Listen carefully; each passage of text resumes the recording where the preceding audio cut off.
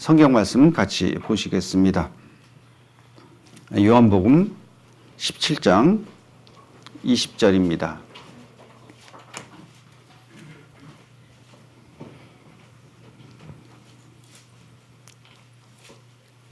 예, 20절로 22절까지 말씀 제가 읽겠습니다. 내가 비옵는 것은 이 사람들만 위함이 아니요 또 저희 말을 인하여 나를 믿는 사람들도 위함이니 아버지께서 내 안에 내가 아버지 안에 있는 것 같이 저희도 다 하나가 되어 우리 안에 있게 하사 세상으로 아버지께서 나를 보내신 것을 믿게 하옵소서. 내게 주신 영광을 내가 저희에게 주었사오니 이는 우리가 하나가 된 것 같이 저희도 하나가 되게 하려 함이니이다. 아멘. 예. 오랜만에 이 자리에 서는 것 같습니다. 그동안 평안하셨죠? 예. 이 자리에 설 때마다 느끼는 거지만 항상 두렵고 떨립니다. 다른 연교에서 이렇게 말씀을 전할 때보다 훨씬 더 긴장이 많이 됩니다. 제가 여기 와서 이렇게 말씀을 듣고 배워야 하는데 이 자리에 서게 됐습니다. 부족하지만 하나님께서 저에게 주신 그 말씀을 같이 나눠보도록 하겠습니다. 오늘 말씀의 제목은 하나됨의 은혜라는 그 제목으로 함께 말씀을 상고해 보자 합니다. 먼저 이 요한복음 17장은 성도님들이 잘 아시는 대로 예수님께서 십자가에 못 박히시기 전에 하나님께 드린 그 기도의 내용입니다. 주님이 드린 그 기도의 내용은 크게 두 부분으로 이렇게 나눠 볼 수가 있는데요. 첫 번째는 예수님께서 하나님의 뜻을 온전히 받들 수 있기를 그렇게 기도하셨습니다. 17장 1절 말씀 보시면 예수께서 이 말씀을 하시고 눈을 들어 하늘을 우러러 가라사대 아버지여 때가 이르렀사오니 아들을 영화롭게 하사 아들로 아버지를 영화롭게 하게 하옵소서. 그렇게 이제 기도를 시작합니다. 예수님이 하나님을 영화롭게 하는 일이 무엇일까요? 예수님이 하나님을 영화롭게 하는 일은 하나님께서 이 예수님을 이 땅에 보내신 그 뜻을 온전히 이루는 그 일이 하나님을 영화롭게 하는 그 일입니다. 그것을 위해서 예수님께서 하나님께 기도를 하셨죠. 하나님께서는 예수님을 이 땅에 보내셔서 예수님에게 온 세상의 모든 사람들의 그 죄를 다 짊어지게 하시고 예수님이 이제 그 사람들의 죄를 대신해서 십자가에 못 박혀 돌아가셔야 합니다. 그게 이제 내일이면 그런 날이 오죠. 근데 예수님도 하나님의 뜻을 이루기 위해서 본인은 그게 마음에 원하지 않았었어요. 예수님도 인간이신지라 굉장히 두렵고 떨렸던 것이죠. 그래서 하나님께 이제 그런 기도를 처음에 드립니다.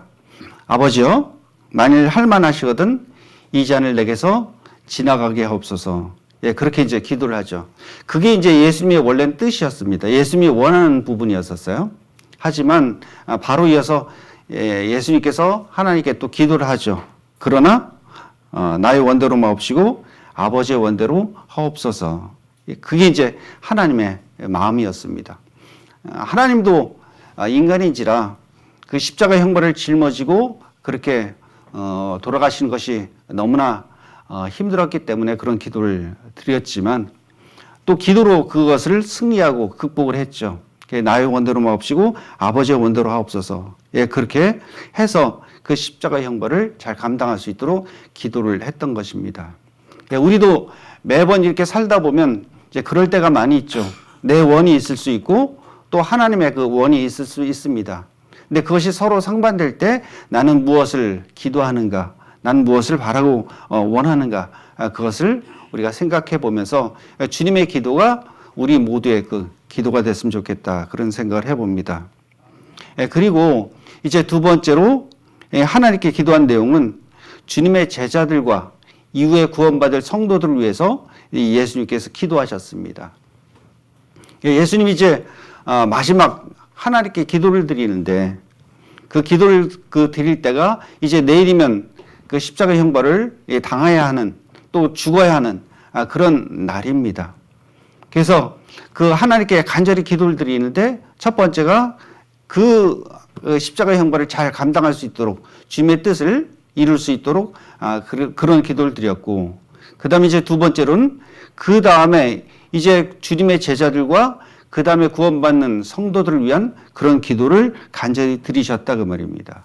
즉 예수님의 유언과도 같은 그런 기도의 내용이죠. 어떤 기도를 드리셨을까? 이 17장 15절 말씀 보시면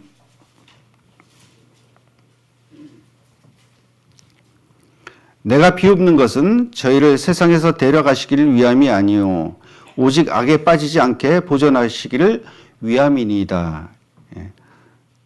이제 예수님께서 제자들과 그 후에 구원받을 성도를 위해서 기도를 하시는데 어떤 기도냐면 그 주님의 은혜로 구원받은 성도들이 사단과 마귀의 밥이 되지 않도록 그렇게 기도를 하셨습니다.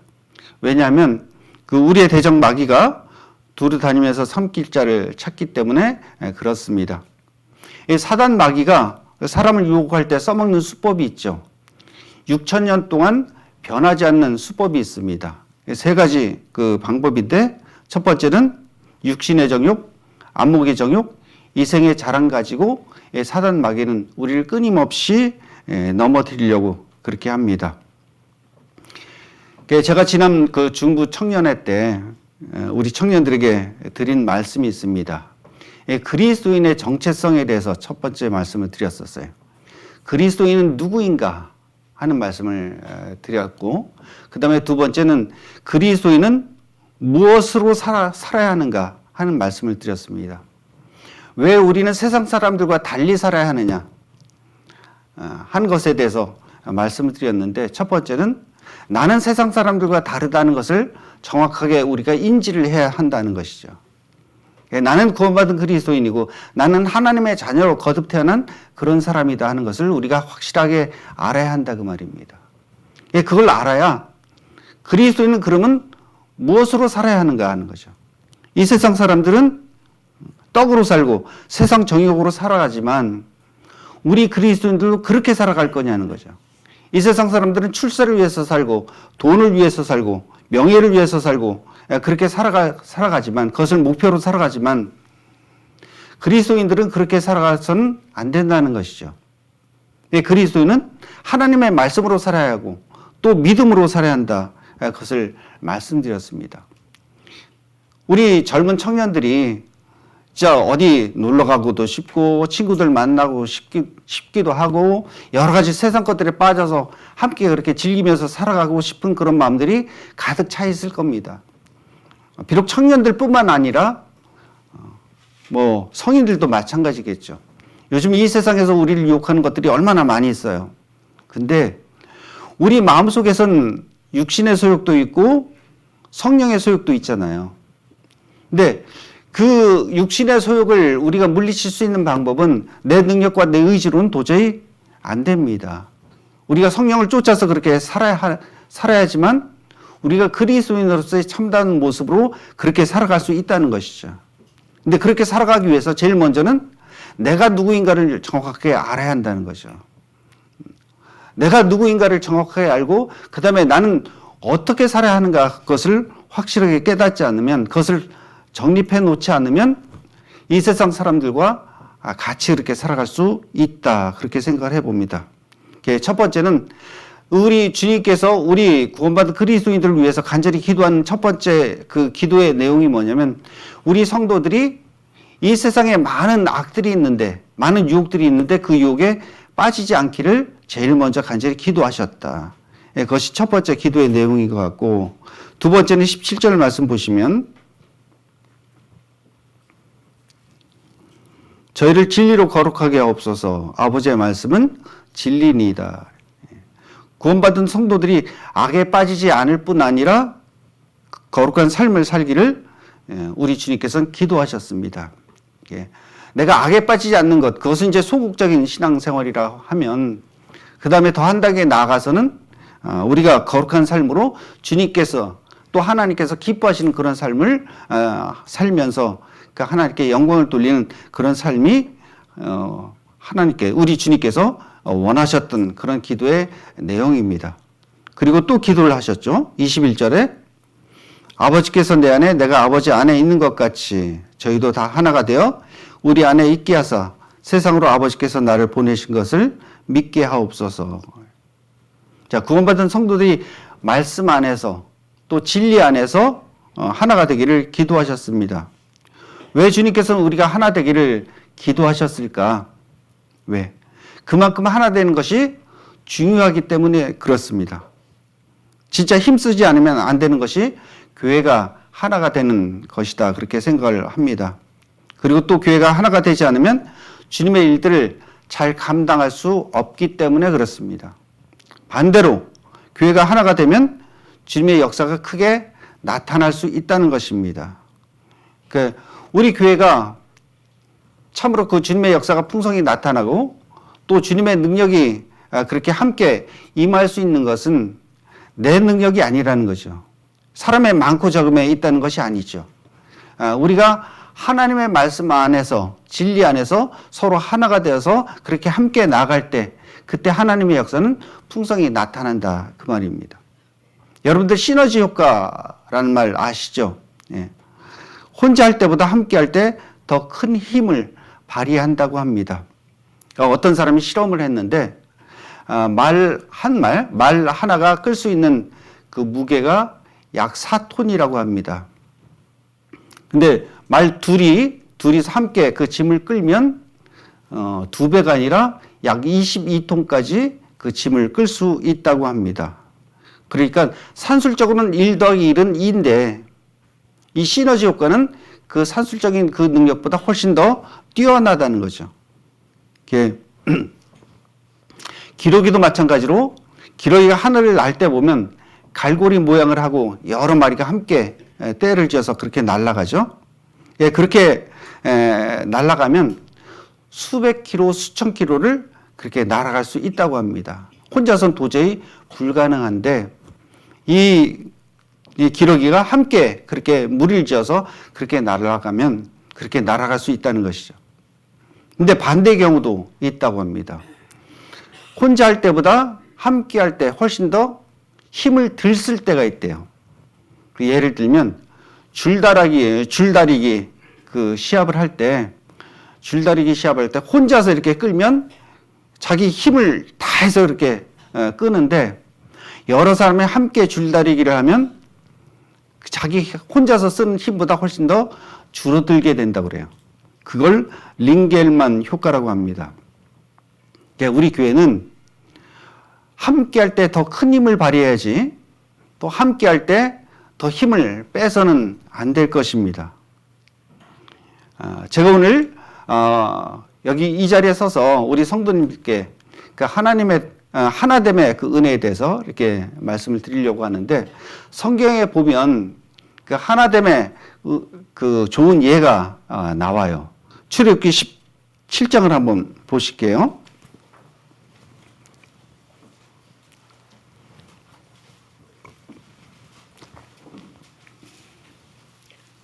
출애굽기 17장 8절 말씀. 때 아말렉이 이르러 이스라엘과 르비딤에서 싸우니라. 모세가 여호수아에게 이르되 우리를 위하여 사람들을 택하여 나가서 아말렉과 싸우라. 내일 내가 하나님의 지팡이를 손에 잡고 산꼭대기에 서리라. 여호수아가 모세의 말대로 행하여 아말렉과 싸우고 모세와 아론과 훌은 산꼭대기에 올라가서 모세가 손을 들면 이스라엘이 이기고 손을 내리면 아말렉이 이기더니 모세의 팔이 피곤함에 그들이 돌을 가져다가 모세의 아래 놓아 그로 그 위에 앉게 하고 아론과 훌이 하나는 이 편에서 하나는 저 편에서 모세의 손을 붙들어 올렸더니 그 손이 해가 지도록 내려오지 아니한지라. 여호수아가 칼날로 아말렉과 그 백성을 쳐서 파하니라. 이 말씀이 교회가 하나가 되어야 하는 그 이유를 잘 설명하고 있는 것 같습니다. 자, 이스라엘 백성들이 출애굽을 해서 광야 생활을 할 때 그때 아말렉과 싸우는 그런 내용입니다. 근데 각자의 역할들이 다 있었죠. 모세는 이 산 꼭대기에 올라가서 하나님께 손을 들고 기도를 했습니다. 그리고 여호수아는 이 전쟁 통에 나가서 그들과 함께 싸웠습니다. 아말렉과 함께 전쟁을 했죠. 자, 그리고 아론과 훌은 그 모세 옆에서 그 모세의 팔을 들어 올렸습니다. 삼박자가 잘 맞아 떨어진 거죠. 그래서 이 전쟁에서 승리를 할 수가 있었습니다. 근데 만약에 반대로 생각을 해서 이 전쟁이 일어났는데 반대의 경우를 한번 생각해 봐요. 모세가 이제 전쟁이 일어나니까 여호수아에게 네가 군대 장관이니까 네가 나가서 싸워.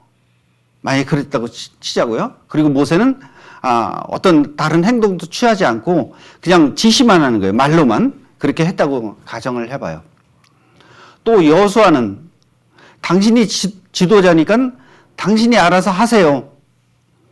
만약에 그랬다고 치자고요.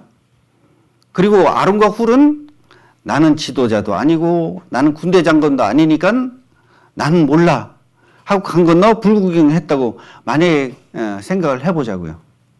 만약에 그렇게 했다면 이 전쟁에서 승리를 할 수가 있겠습니까? 없겠습니까? 절대 없겠죠. 그들은 다 패하고 말았을 겁니다. 이게 우리가 교회가 서로 하나가 돼야 하는 그 이유를 여기서 설명을 해주고 있는 것 같아요. 그러니까 교회가 하나가 되기 위해선 제일 먼저는 각자의 역할에 충실해야 한다는 것이죠. 혼자서는 아무 일도 할 수가 없다는 것입니다. 그리고 말로만 해서는 안 될 거죠.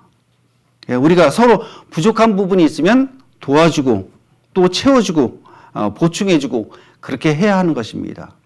혼자서 싸우고 또 기도하고 옆에서 손을 들어주고 할 수는 전혀 없는 것이죠.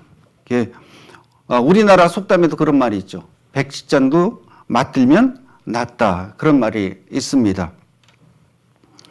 우리 모든 교회가, 우리 모든 성도들이 나 하나쯤이야가 아니라 나부터 함께하는 그런 마음들이 됐으면 좋겠습니다. 사도행전 2장 말씀을 한번 보시죠.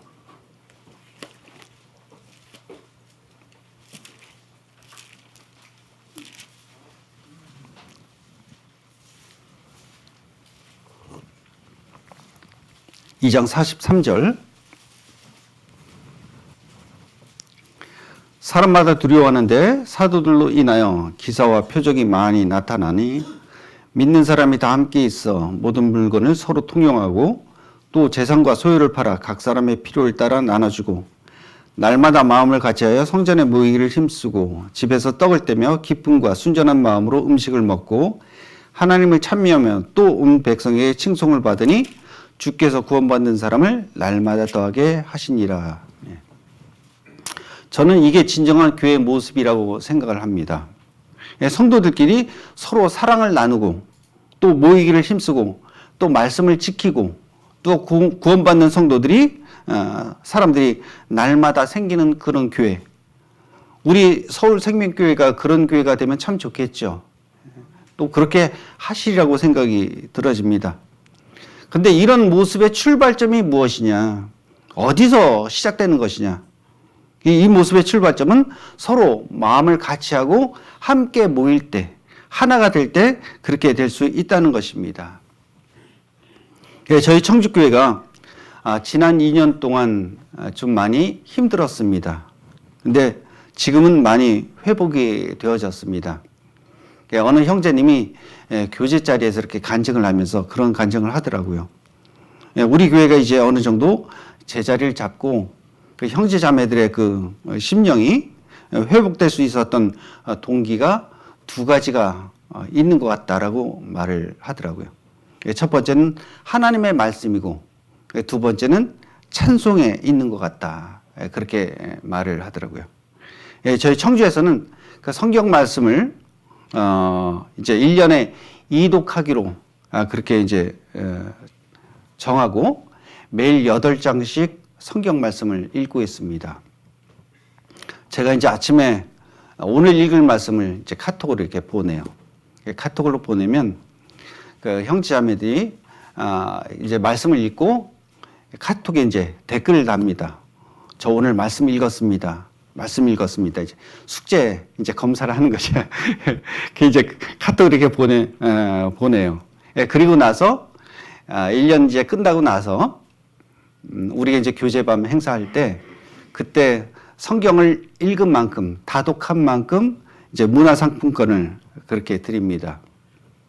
예, 처음에는 장년들 위주로 했는데 이제 교회학교 아이들이 어린 아이들이 문상 이렇게 받는 걸 보고 그게 부러웠던 모양이에요. 그래서 자기들도 같이 하겠다고 올해부터는 같이 합니다. 초등학교 이제 교회학교 아이들이 같이 해요. 예, 그 부모가 하는 말이 얘가 별로 책 읽는 것도 좋아하지 않는데 그 문상 받으려고 그 성경 말씀을 같이 따라 읽는다는 거예요. 예, 그러면서 성경 읽었습니다 하고 이제 올리는데 처음에 창세기 출애굽기 할 때는 재밌게 읽었겠죠. 근데 이제 레위기 신명기 들어가면서는 좀 어렵잖아요. 제가 물어봤어요. 성경 읽기가 어렵지 않니? 그러니까 어렵대요. 무슨 말인지 이해 못하겠지. 그렇대요. 그럴 때 엄마한테 아빠한테 물어봐. 엄마 아빠도 잘 모를 때가 있어요. 근데 저는 이제 그러면서 그런 그림이 그려져요. 이 아이들과 부모가 저녁에 같이 둘러 앉아가지고 그 성경을 말씀을 읽는 그 모습이 이렇게 보여지면 얼마나 그 모습이 참 아름다울까 하는 생각이 이렇게 들어집니다. 부모 때문에 아이가 말씀을 읽는 건지 아이 때문에 부모가 말씀을 읽는지 모르겠지만 서로 이제 그게 시너지 효과 같아요. 말씀을 그렇게 많이들 읽습니다. 그러면서 이제 달라진 게 있어요. 달라진 게 뭐냐면 처음에 이제 우리가 이제 간증을 할 때 보면 교제 자리에서 간증을 할 때 보면 그 성도들이 뭐 직장 얘기 또 가정 얘기 또 학교 얘기 이런 것들이 이제 위주였어요. 그런데 이제 하나님의 말씀을 이렇게 읽고 나니까 그 간증의 내용이 달라지더라고요.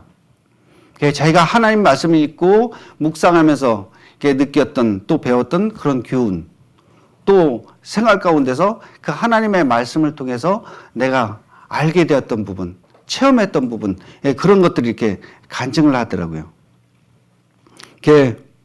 그러면서 이제 형제 자매들이 서로 함께 하려고 하고 서로 협력하려고 한 그런 모습들을 이렇게 보면서 참 하나님의 말씀이 대단하다 능력이 있다 그런 생각을 해봅니다.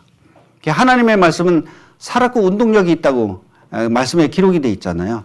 진짜 하나님의 말씀이 내 안에 들어오니까 우리 안에 들어오니까 하나님의 말씀이 역사를 하더라 하는 걸 이렇게 배우게 되었습니다.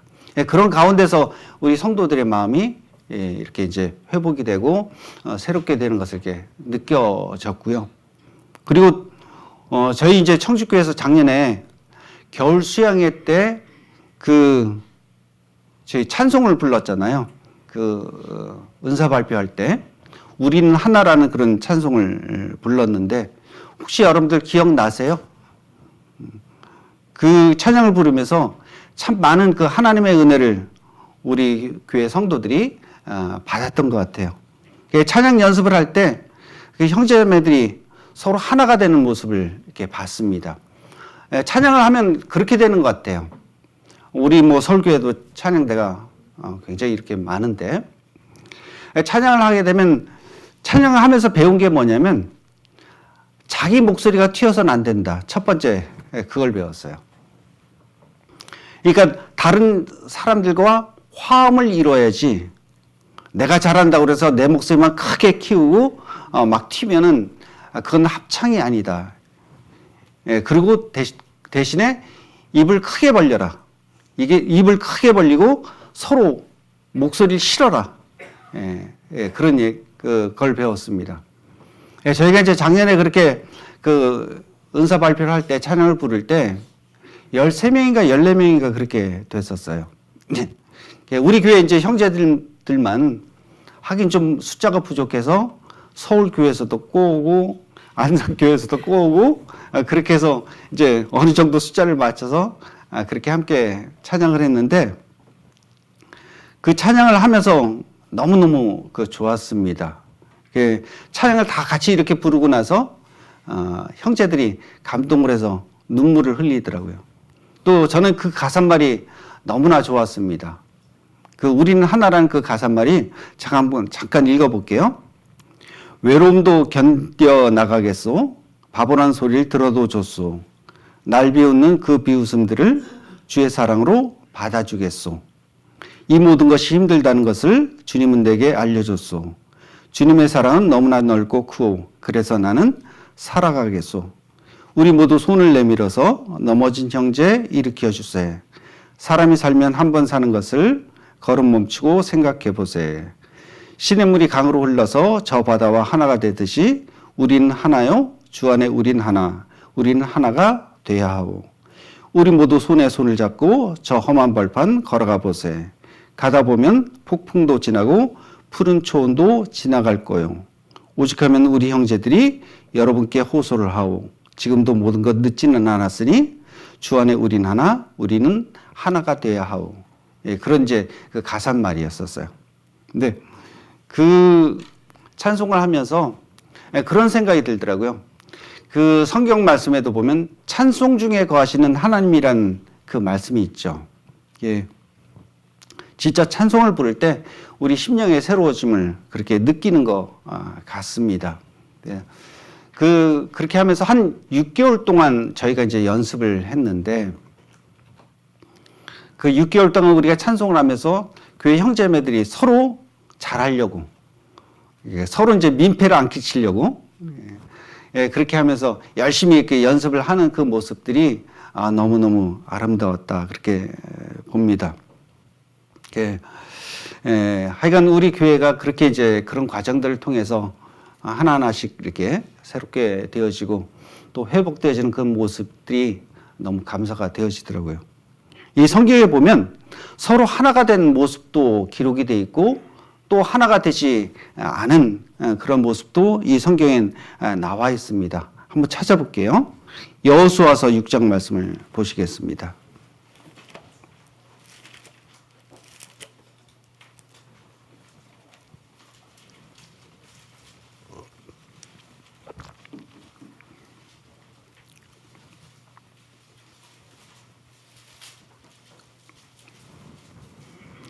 (6장 1절) 이스라엘 자손들로 인하여 여리고는 굳게 닫혔고 출입하는 자 없더라.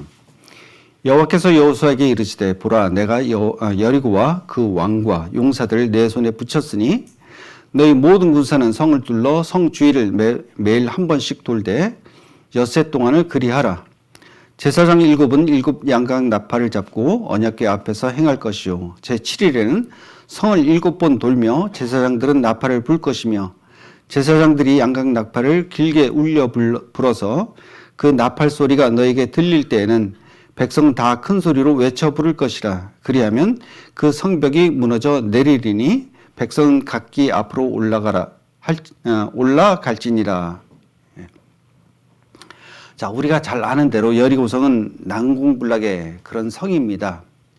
높이가 6m 정도 된다고 그래요. 그리고 그 폭이 2m 정도 되는 그런 어마어마한 그런 성입니다. 이걸 하루에 한 번씩 돌고 마지막 날에는 7번 이렇게 돌라고 했죠. 그리고 마지막 7번째 그 바퀴를 돌 때 그때 제사장들이 양각 나팔을 길게 울려 부르면 그때 큰 소리로 외쳐 부르라.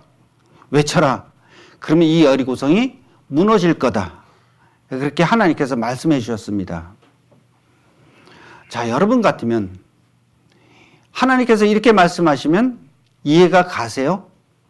이렇게 하면 여리고성이 무너질 것 같으세요? 우리가 이제 성경 말씀을 잘 아니까 뭐 결론은 뻔히 압니다만 저 같아도 그 당시 같으면 믿지 못했을 것 같아요. 어떻게 그렇게 튼튼한 그 여리고성이 무너질 수 있을까?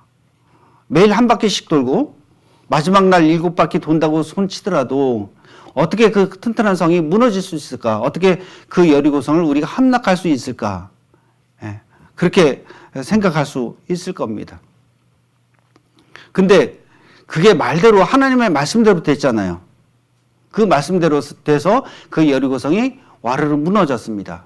근데 이 말씀을 보면 그 이스라엘 백성들이 그렇게 골치 아픈 이스라엘 백성들이 그렇게 하나님의 말씀을 듣지 않았던 이스라엘 백성들이 한마디도 다른 말을 하지 않고 그 말씀에 순종했던 걸 이렇게 봐요. 왜 이들이 갑자기 180도 이렇게 바뀌었을까? 왜? 그 바뀐 이유가 있더라고요. 뭐냐면 이 여리고성을 침공하기 전에 그들이 겪었던 경험이 있습니다. 어떤 경험이냐면 그들이 요단강을 건너갈 때 말이에요. 요단강을 건너갈 때 그 요단강에 굉장히 그 강물이 범람을 해서 사람이 건너지 못할 그런 정도였잖아요. 근데 하나님께서 그 이스라엘 백성들에게 제사장들이 먼저 그 언약궤를 메고 그 강에 발을 디디면 그 강물이 멈춰 설 것이다. 그렇게 말씀하셨죠. 제사장들이 아마 이스라엘 백성들이 반신반의하고 그렇게 요단강의 강물을 디뎠을지 모릅니다. 근데 실제로 디뎌보니까 어떻게 돼요? 그 강물이 멈춰 쓰잖아요. 멈춰 쓰잖아요. 그걸 보고 그들이 깜짝 놀랐을 거예요. 하나님께서 말씀하시니까 이렇게 되는구나. 이렇게 되는구나. 그러니까 하나님의 그 능력과 하나님의 기적을 본 사람들이 그 다음에 여리고성에 도착했을 때 하나님께서 여리고성을 이렇게 무찔러라 하고 말씀하시니까 그걸 그대로 받아들였죠. 여기서 하나님께서 우리에게 주시는 그 교훈이 있습니다. 뭐냐면 하나님의 말씀에 순종하기 위해서는 하나님의 말씀을 내가 경험해 봐야 한다는 거예요. 하나님의 말씀이 진짜 내 안에서 살아서 역사되어지고 하나님의 말씀이 내 안에서 체험되어지면 하나님의 말씀에 순종할 수 있습니다. 하나님께서 팥으로 메주를 써라 해도 그렇게 써요. 근데 하나님의 말씀이 내 안에서 역사되어지지 않으면 아무리 하나님의 말씀이 옳고 하나님의 말씀이 현명해도 내 생각이 먼저인 거예요. 내 생각대로 그렇게 하고 하나님께서 그렇게 하셨어도 이건 아니에요. 지금 이 시대는 안 맞아요. 하나님께서 그렇게 하시는 것은 잘못된 것이에요. 그렇게 말을 할 수 있다는 것이에요. 예를 들어 보면 우리가 이제 하나님의 말씀 가운데 전도를 하라고 하잖아요. 때를 얻든지 못 얻든지 항상 힘쓰라고 하죠. 근데 요즘 세상이 어떻습니까? 하나님의 말씀을 전하기가 쉬워요, 어려워요?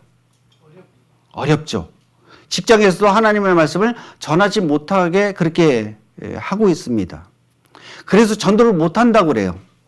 말씀을 못 전한다고 그래요. 그래서 제가 그분에게 그런 질문을 했어요.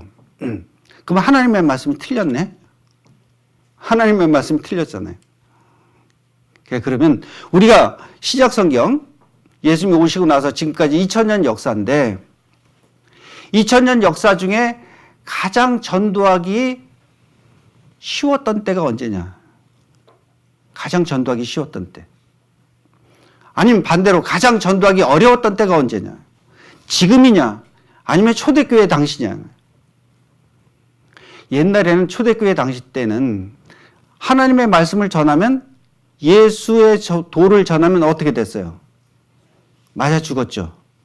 다 죽음을 당했습니다. 사자밥이 되기도 했고 그리고 화형에 처해지기도 했어요. 근데 지금은 그런 내가 화를 당하진 않죠. 그러면 언제가 가장 하나님의 말씀을 전하기 쉬울 때냐는 거예요. 지금이냐 과거냐는 거죠. 지금이죠. 반대로 생각해 보면 지금이 가장 하나님의 말씀을 전하기 쉬울 때입니다. 근데 우리가 전하지 않으니까 그것을 힘들다고 해요. 어렵다고 그래요. 하나님의 말씀을 우리가 믿고 따르고 순종하기 위해서는 그 말씀이 내 안에 역사되어져야 한다는 거예요. 그리고 하나님의 말씀은 하나님의 말씀대로 믿어야 한다는 거죠. 따라야 한다는 거죠. 하나님의 말씀을, 하나님의 역사는 언제 나타나느냐? 하나님의 역사는 하나님의 말씀에 순종하고 서로 하나가 될 때 그때 나타나는 것입니다. 근데 반대로 이 여리고성 다음에 아이성 그 전쟁이 있었죠. 그 아이성 전쟁에선 이들이 아주 패배를 당하고 맙니다. 우습게 봤다가 큰 코 다친 거죠. 근데 그들이 아이성에서 패배한 그 이유가 나옵니다. 첫 번째, 왜 그들이 아이성에서 패배를 했을까? 그 조그마한 성을 내가 이기지 못했을까? 첫 번째는 그들은 아이성을 침공할 때는 하나님께 묻지를 않았다는 것이에요. 하나님께 묻지를 않고 자기 능력대로, 자기 힘대로 그렇게 나가서 싸워서 이기려고 했습니다. 예, 그것이 첫 번째 패배한 이유죠. 우리가 이 세상을 살면서 이 세상에서 지는 이유, 패배하는 이유, 첫 번째는 하나님과 함께 동행하지 않기 때문에 그렇습니다. 하나님께 묻지 않기 때문에 그럴 수 있다는 거죠. 그리고 두 번째는 그들 가운데 아간이라는 이물질이 있었습니다. 그 아간 때문에 이스라엘 백성들이 그 아이성 전투에서 패배하고 말죠. 예, 교회가 하나가 되지 않고 나 하나쯤이 하는 그 마음 때문에 이 교회가 앞으로 나갈 수 없었다는 것이죠. 이스라엘 백성들이 승리할 수 없었다는 것입니다. 그러니까 우리는 아간이 돼서는 안 되겠죠. 모두가 다 주님 안에서 여호수아 같은 사람, 또 승리하는 그런 그리스도인들이 되었으면 좋겠어요. 이 초대교회 때 당시에 보면 아까도 그런 말씀드렸지만 그 그리스도인들이 엄청난 그런 핍박과 환란이 있었습니다.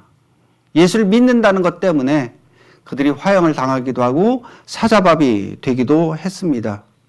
예, 그럴 때 그들이 신앙을 지키고 복음을 지킬 수 있었던 그 힘과 용기가 어디서 났을까? 어디서 그런 그 힘과 용기가 있을 수 있었을까? 사도행전 4장 말씀을 보실게요.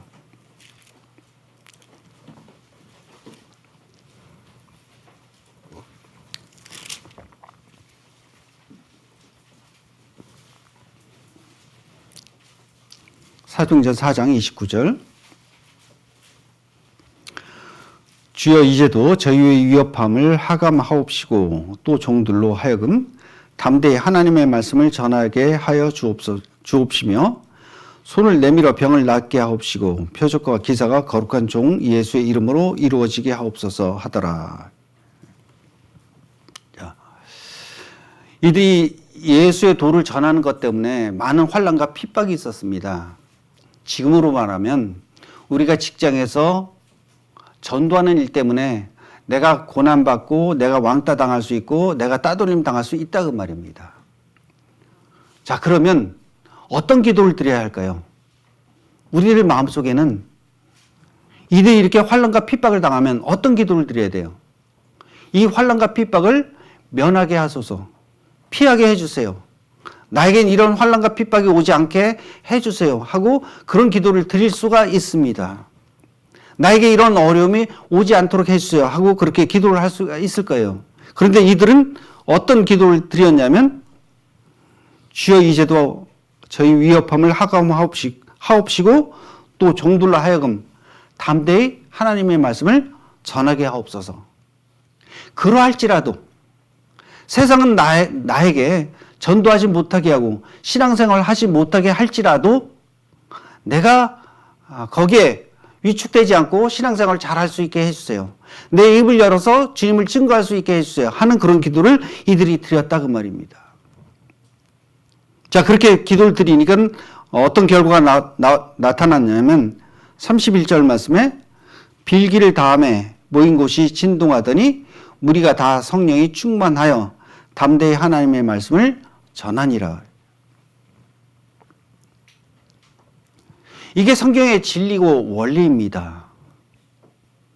자, 그들은 그렇게 환난과 핍박이 있고 죽음을 당할지 모르는데도 불구하고 불사하고 어떤 기도를 드렸냐면 내가 이것에 위축되지 않게 해주시고 또 하나님의 말씀을 담대하게 전하게 해주세요.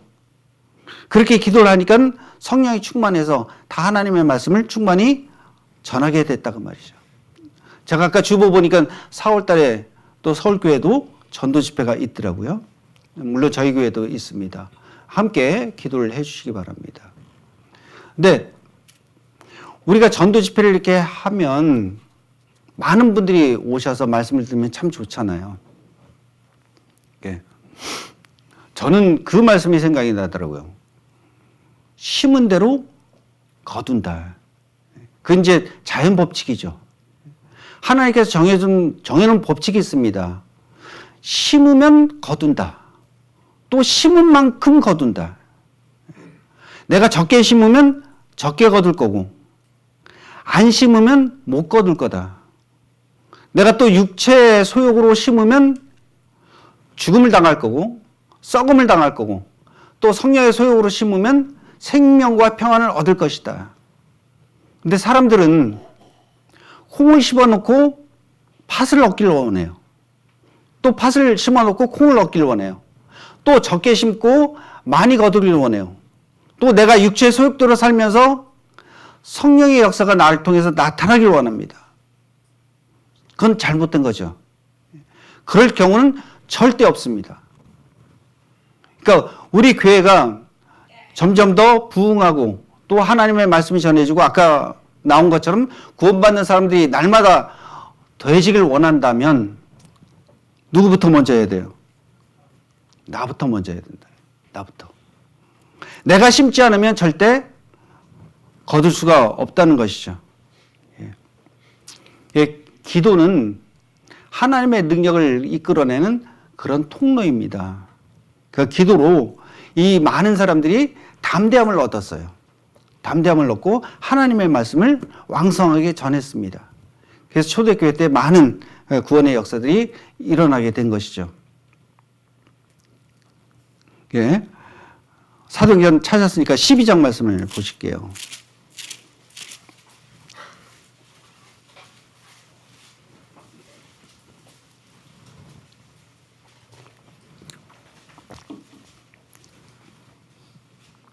(12장 1절) 그때 헤롯 왕이 손을 들어 교회 중 몇 사람을 해하려 하여 요한의 형제 야고보를 칼로 죽이니 유대인들이 이 일을 기뻐하는 것을 보고 베드로도 잡으려 할 때는 할세 때는 무교절이라 잡음에 옥에 가두어 군사 내식인 내패에 맡겨 지키고 유월절 후에 백성 앞에 끌어내고자 하더라. 자, 여기 이제 헤롯 왕이 그 교회 중에 몇 사람을 죽이려고 해서 야고보 사도를 칼로 죽였습니다. 야고보는 유대인이고 이 헤롯은 이방인이죠. 근데 이방인이 유대인을 죽였는데 유대인들이 기뻐했어요? 아니면 슬퍼했어요? 기뻐했죠. 굉장히 아이러니해요. 자기 민족을 죽였는데 야고보 죽인 걸 기뻐했어요. 그러니까 그 헤롯 왕이 그걸 보고 이제 의가 양양한 거죠. 아, 이 사람들의 인심을 내가 얻는구나. 아, 그렇다면 이제 베드로 사도도 죽여야 되겠다. 그래서 베드로 사도도 옥에 가두어서 죽이려고 했습니다. 근데 마침 그날이 이제 무교절이죠. 그러니까 이제 무교절 끝나고 나서 죽여야 되겠다. 생각을 했습니다. 자, 그런 상태에서 교회가 한 일이 나와요. 교회가 무슨 일을 했을까요? 5절 말씀에 이에 베드로는 옥에 갇혔고 교회는 그를 위하여 간절히 하나님께 빌더라 그랬죠. 자, 교회가 할 수 있는 일, 마지막에게 당하면 할 수 있는 일은 기도밖에 없죠. 간절히 하나님께 기도를 했습니다. 그렇게 기도를 하니까 어떻게 됐어요? 베드로가 그 옥에서 살아났잖아요. 그게 하나님의 능력입니다. 그러니까 그 기도는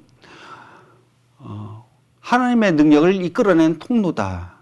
여러분들 기도 많이 하시죠? 기도는 돈 드는 게 아니에요. 뭐 내가 수고도 그렇게 많이 하는 것도 아니고. 그런데 참 우리가 잘 못하는 것 중에 하나가 기도인 것 같아요. 여러분들 다니엘의 기도 아시죠? 다니엘이 이제 바벨론의 포로로 붙잡혀 갔습니다. 근데 그가 굉장히 총명해가지고 바벨론의 총리로 임명이 됐잖아요.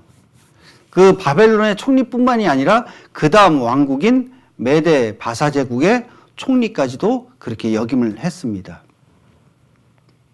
그러니까 그렇게 이제 여러 대에 거쳐서 그렇게 이제 총리가 되다 보니까 사람들이 그를 좋아했을까요? 시기했을까요? 굉장히 시기했죠. 미워했어요. 이방인인데 그것도 포로로 붙잡혀온 사람 중에 하나인데 그들이 우리나라를, 우리 민족을 다스린다고 굉장히 시기했을 거 아니에요. 그래서 그 다니엘을 모함하려고, 끌어내려고 굉장히 살펴봤습니다. 근데 이 다니엘이 아무 흠이 없는 거예요. 단지 하나 흠잡을 게 있다면 그가 하루에 3번씩 예루살렘을 향해서 기도하는 것 뿐이었었습니다. 그걸 이제 흠잡아 가지고 그 모사꾼들이 모사를 꾸미잖아요. 30일 동안 이렇게 정해놓고 아무 시댁이나 사람에게 절을 하면 그를 사자굴에 집어넣기로 그렇게 약정을 합니다. 그리고 이제 그 바사왕에게 승인을 받죠. 고레스 왕에게. 그래서 이제 이 고레스 왕은 자기를 그렇게 이제 떠받드니까 이 기쁜 마음에 그걸 이제 도장을 찍어줬다고 말이에요. 근데 그걸 다니엘이 알았어요, 몰랐어요? 알았죠. 알면서도 어떻게 했어요? 평소처럼 창문을 열고 3번씩 기도를 했습니다. 여러분들 같으면 창문을 열어놓고 기도하시겠어요? 창문 닫고 기도하시겠어요? 아니면 겉으로 하시겠어요? 아니면 속으로 하시겠어요? 하나님 제 마음 아시죠? 뭐 그러면서 이렇게 30일만 참아주세요 하고 그렇게 기도했을지 모릅니다. 근데 다니엘은 그렇게 하지 않았다는 거예요. 그냥 평소처럼 창문 열고 3번씩 기도를 했습니다. 다니엘이 그렇게 기도한 이유가 있습니다. 뭐냐면 내가 차라리 죽을지언정 나는 기도를 멈추는 죄를 범하지 않겠다는 거죠. 내가 출세를 안 하면 안 했지. 내가 사람들의 말에 따라서 그렇게 부하내동하면서 내가 출세를 하지 않겠다는 거예요. 다니엘은 그런 결심을 했어요. 실제로 사자굴에 들어갔죠. 사자굴에 들어갔을 때 하나님께서 이 다니엘을 보호해 주시잖아요. 그리고 마지막에 어떻게 결론이 끝나냐면 그 바사왕 고레스가 하나님을 인정하게 됩니다. 당신의 하나님을 찬양한다. 그리고 이 다니엘을 해코지하는 사람은 모두 다 죽을 것이다. 그게 이방인의 왕의 입에서 나오는 간증이었습니다. 그게 기도의 능력이었던 것 같아요.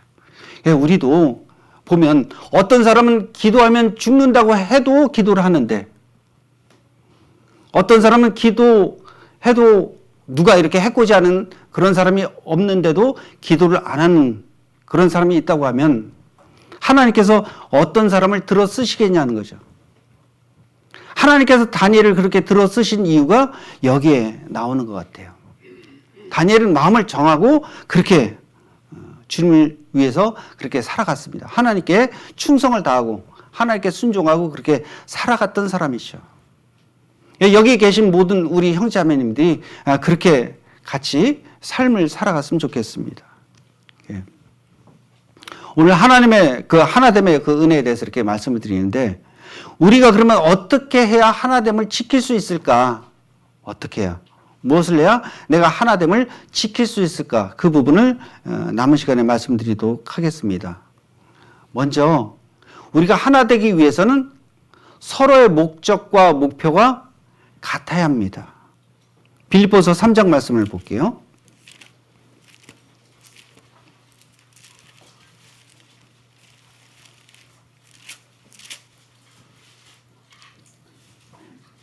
(3장) 14절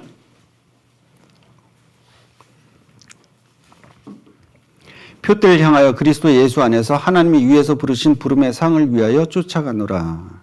그러므로 누구든지 우리 온전히 이룬 자들은 이렇게 생각할지니 만일 무슨 일에 너희가 달리 생각하면 하나님이 이것도 너에게 나타내시리라. 자, 사도 바울은 자신의 삶의 목표를 하나님께 두었습니다. 그리고 하늘의 상만 바라보면서 그렇게 달려갔습니다. 그런 사도 바울을 도왔던 많은 동역자들이 있었죠. 어떤 사람들은 사도 바울의 보호자가 되기도 하고, 어떤 사람들은 사도 바울 대신에 자기가 죽을 각오를 하기도 하고, 어떤 사람들은 그 사도 바울 옆에서 생계를 책임지기도 그렇게 했습니다. 이들이 그렇게 사도 바울과 함께 할 수 있었던 이유가 있습니다. 그 이유가 뭐냐면 사도 바울과 그 동역자들의 목적과 목표가 같았다는 것입니다. 서로 동상이몽을 하면 함께 할 수 없겠죠. 두 사람이 서로 동행을 하는데 의합지 못하고 어떻게 같이 동행을 할 수가 있겠습니까? 제가 여러분들께 한 가지 질문을 드려볼게요. 여기 계신 모든 분들이 같은 생각을 하고 계시는지 한번 그 질문을 드려볼게요. 속으로 대답해 보시기 바랍니다. 이 세상에서 가장 가치 있는 일이 무엇입니까? 이 세상에서 가장 중요한 일이 무엇입니까? 이 세상에서 가장 먼저 해야 할 일이 무엇입니까? 이 질문에 우리 모두가 다 똑같은 대답을 할 수가 있어야 합니다. 그래야 하나가 될 수가 있는 것입니다. 어떤 사람들은 내일이 가장 중요하고, 어떤 사람들은 내 자식이 가장 중요하고, 그렇다면 우리는 하나 될 수 없겠죠. 말은 하나라고 하지만 결코 하나가 될 수는 없을 겁니다. 누가복음 14장에 보면 어떤 임금이 큰 잔치를 베풀잖아요. 베풀고 사람들을 초대합니다. 초대를 하는데 다 하나같이 사양을 하죠. 어떤 사람들은 밭을 사가지고 밭에 가서 일하러 그렇게 가야 되고, 어떤 사람들은 뭐 소 5개를 사가지고 소 키우러 가야 되고, 어떤 사람은 장가 들어서 초대 응하지 못하고 다 그렇게 한단 말이에요. 그게 우리에게 주는 교훈이 뭐냐면 서로 각자가 생각하는, 추구하는, 또 내가 중요시하는 그 부분이 서로 다르다면 서로 하나가 될 수 없다는 것입니다. 그리고 우리가 두 번째, 우리가 하나가 되기 위해서는 서로의 마음이 같아야 한다는 것이죠. 마음이. 빌립보서 찾았으니까 2장 1절 말씀 보실게요.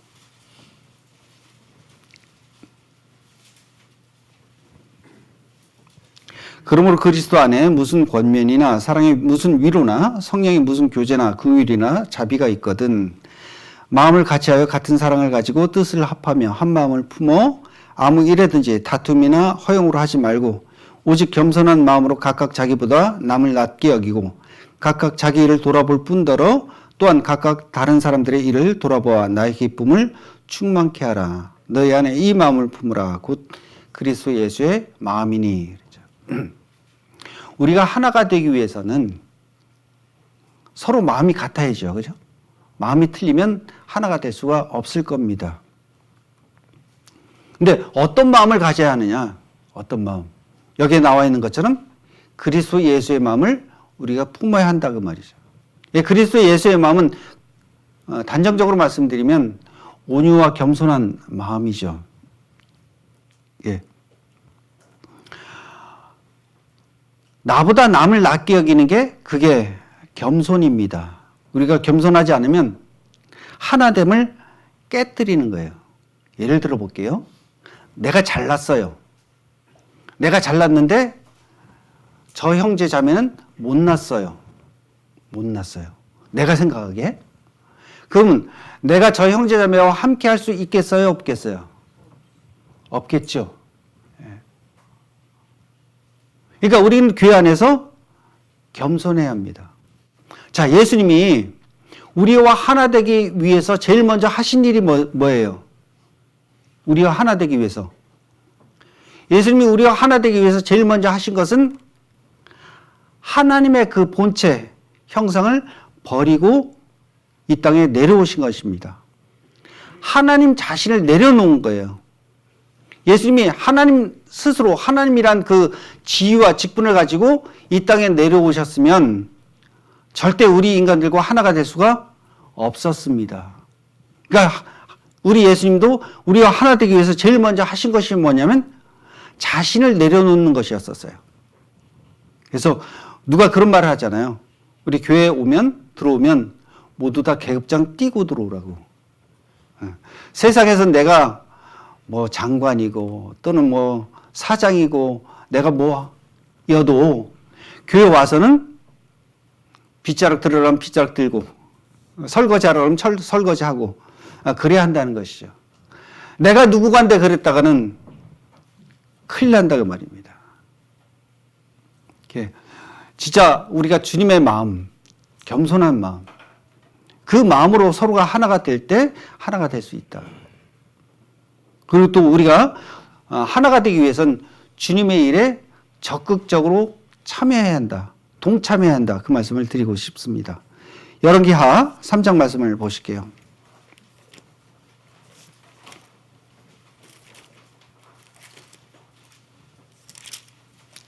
13장입니다. 열왕기하 13장.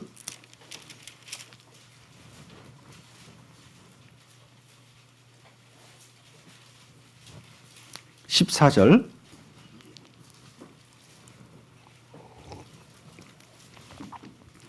엘리사가 죽을 병이 들매 이스라엘 왕 요아스가 저에게로 내려가서 그 얼굴에 눈물을 흘리며 가로되 내 아버지여 내 아버지여 이스라엘 병과 마병이여 하매 그래. 자, 여기서 이제 엘리사 선지자가 나이가 들어서 병들어 죽게 됐죠. 그때 이제 그 이스라엘 왕 요아스가 내려와서 슬퍼합니다. 그러면서 하는 말이 이스라엘 병거와 마병이여 그렇게 말을 하고 있어요. 왜냐하면 엘리사가 이스라엘 전쟁을 승리하게 할 수 있었던 그 길을 여러 번 이렇게 알려줬죠. 이렇게 알려주다 보니까 이제 의지할 사람이 엘리사 선지자였던 것이죠. 근데 그 엘리사 선지자가 이제 죽게 되었습니다. 그러니까 이제 요아스 왕이 이 엘리사 선지자가 죽으면 누가 우리를 보여줄 거냐 하고 이렇게 이제 슬퍼했던 거죠. 그때 엘리사 선지자가 하는 말이 있습니다. 15절 말씀.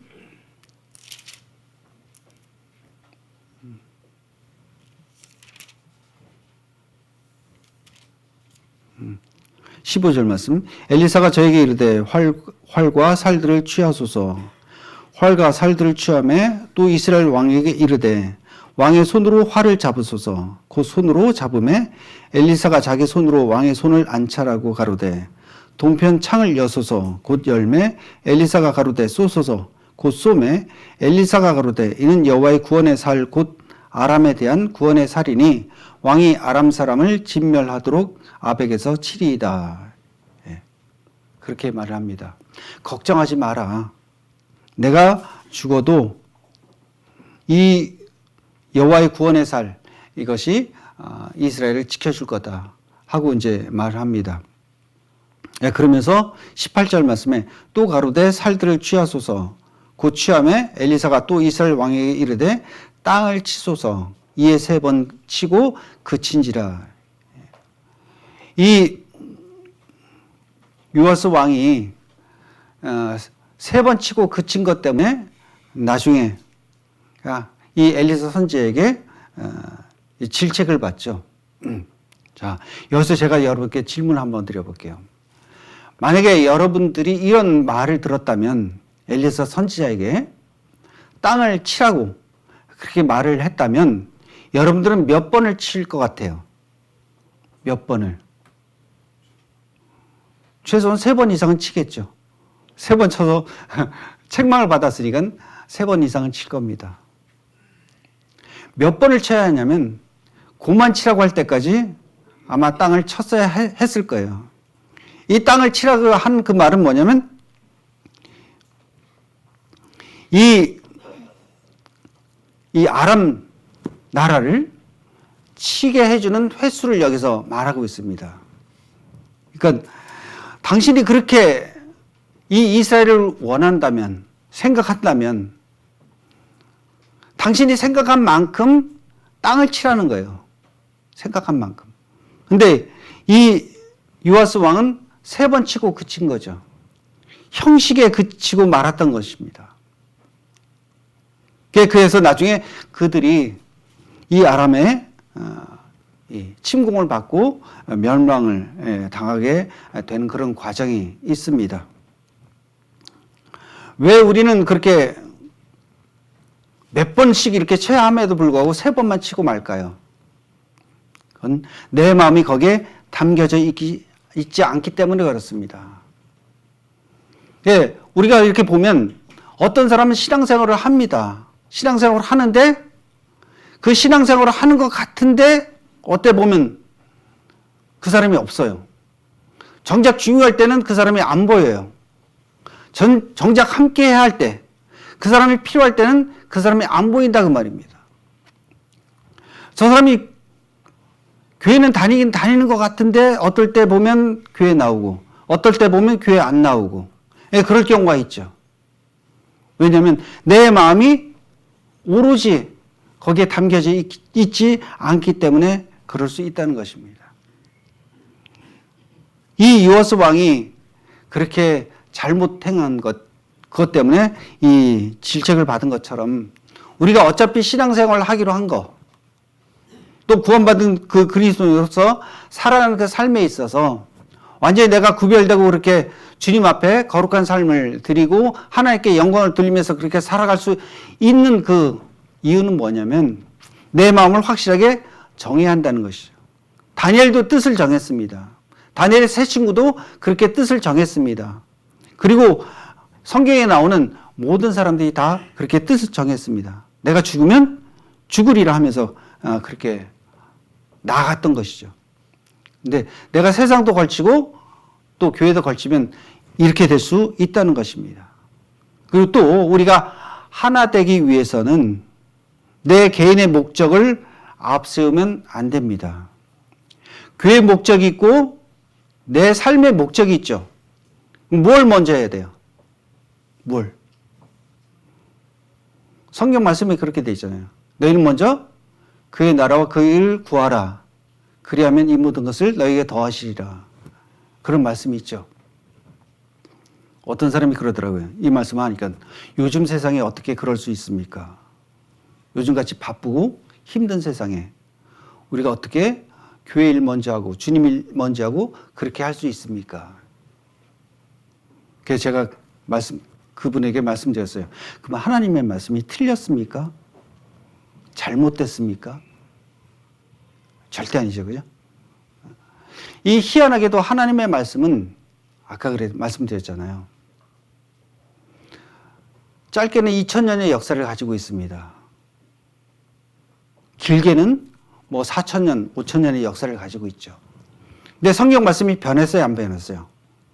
안 변했죠. 한 번도 안 변했습니다. 그럼 4000년, 5000년 그렇게 세월이 흘렀으면 이 성경 말씀이 이 시대에 맞을까요, 안 맞을까요? 안 맞아야 되겠죠. 근데 어때요? 맞죠? 이게 참 희한해요. 성경 말씀은. 그러니까 성경 말씀이 틀린 게 아니라 뭐가 틀렸어요? 내 생각이 틀렸다 그 말입니다. 내 생각이. 실제로 그렇게 살아보세요. 교회를 먼저 하고 주님 일 해보세요. 저희 교회 어떤 형제님이 이제 직장에서 일을 하는데 다른 사람들은 이 프로젝트를 따려고 굉장히 열심히 일을 했다는 거예요. 근데 자기는 그 시간에 설교 준비를 하고 있었대요. 그러니까 사람들이 옆에서 이제 뭐 하냐고 이렇게 둘러보면서 봤겠죠. 근데 엉뚱한 일을 하고 있더라는 거예요. 그러면서 이제 자기 자신이 생각을 했대요. 아, 내가 이 일을 지금 이렇게 해도 되나? 생각을 했대요. 근데 그렇게 하고 나서 나중에 결과가 나왔는데 그 사람들은 떨어졌는데 자기는 채택이 됐다는 거예요. 자기는. 그러면서 그런 그 간증을 하더라고요. 아, 주님의 일을 먼저 하라고 한 이유가 여기 있었구나. 여기 있었구나. 자, 골로새서 1장 말씀을 찾아볼게요.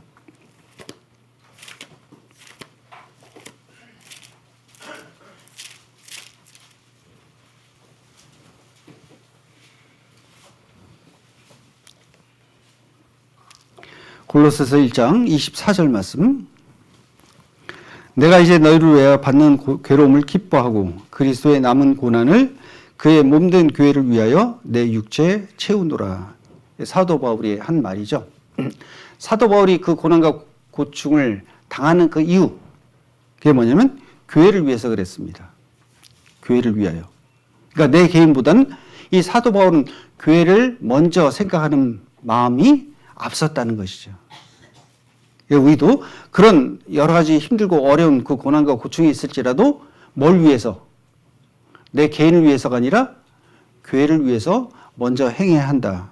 그런 말씀이고요. 또 에베소서 4장 말씀을 찾겠습니다. 에베소서 4장